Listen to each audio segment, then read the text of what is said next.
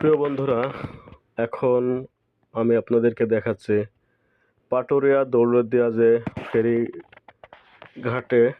তো সেই ফেরি ঘাট থেকে আপনাদেরকে দেখানো হচ্ছে।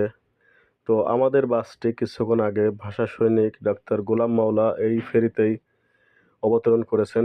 তো এই যে আরেকটি ফেরি, ছোট একটি ফেরি ঢাকা থেকে খুলনা বিভাগের উদ্দেশ্যে বিভিন্ন জেলায় বেশ কিছু গাড়ি এসে পৌঁছেছে।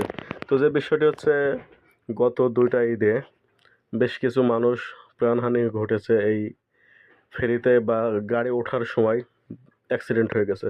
তো এই জন্য এখন সতর্কতা অবলম্বন করেছেন। আপনারা দেখতেছেন এই যে বাসটি এসে থেমেছে।